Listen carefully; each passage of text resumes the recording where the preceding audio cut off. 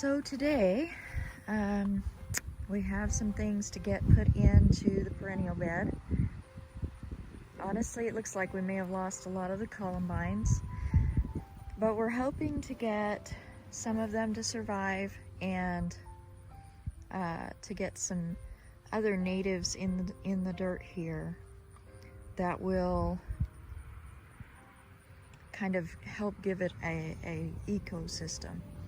And then this hay here is going to become the mulch, or the first mulch layer anyway, for the plants in this perennial bed. We got very lucky. I say lucky. We were very fortunate to run into some Facebook friends from across the prairie, and they sent us home. Let me get around here to them. They sent us home with not only the river cane that we had requested, but also some other things that we're hoping we'll take to our area here. One of those things that's in here with the river cane, this is the river cane. This is woolly pipe vine, and she's got it trying to root here in these little cups of water. We're gonna leave those guys there with that. This river cane needs to be established before we put it in the ground.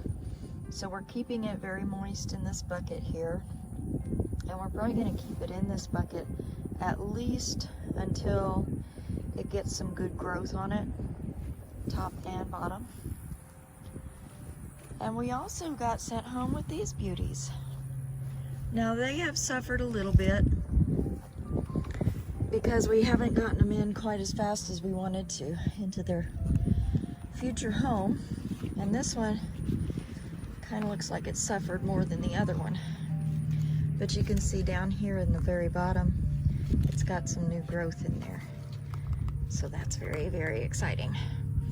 And these guys are the cup plant. And these make kind of it's like a small sunflower. It's probably the biggest bloom that we've got so far in our yellow blossoms. Interestingly, most of the stuff that we were sent home with is yellow flowers, which is perfect because I've recently discovered that my Tom likes yellow flowers. So the next plant that we have here is the lance leaf Coreopsis. And this is a wildflower that I see a lot of, or used to see a lot of anyway, along the roadsides and stuff before they started mowing so much. And then this plant is called Golden Alexander. It makes smaller, sorry about the wind, it makes smaller yellow blossoms, but they come on in masses. So smaller, several blooms on a stem, larger, several blooms on a stem, and then just little masses of little yellow flowers. And then this guy over here is also super exciting, and it looks like there are 2 plants in this one pot, which is perfect because this is, and it was the last one available, the pale purple coneflower. This is Echinacea pallida, and this is one, you know, you see the purple coneflowers in everyone's garden, but this is the pale one. This one, it's almost white looking when you see it in pictures, and it's a little harder to come by. So we were very, very blessed by the gifts that we received from across the prairie. It's kind of looking like this is getting some kind of fungal infection. The rains that we got yesterday and day before have really, really perked things up a bit. Not just for these guys, but for the grass in general. It looks a little bit greener, and at least the grass doesn't crunch underfoot now, so that's nice. Sometimes at the very end of summer, you walk and it sounds like you're walking on snow or ice, but it's really just the grass crunching under your feet. But as you can see, things have greened up a little bit and are starting to look a little healthier.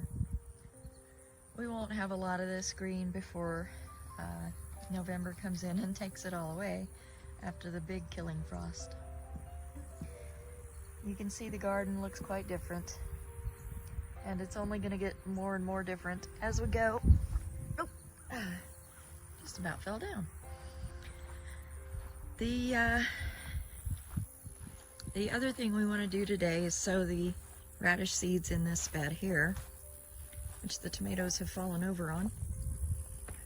It's the downside to the storms, is that this hang on. You gonna stay? No? This poor tomato is hanging on so hard, and it keeps falling over.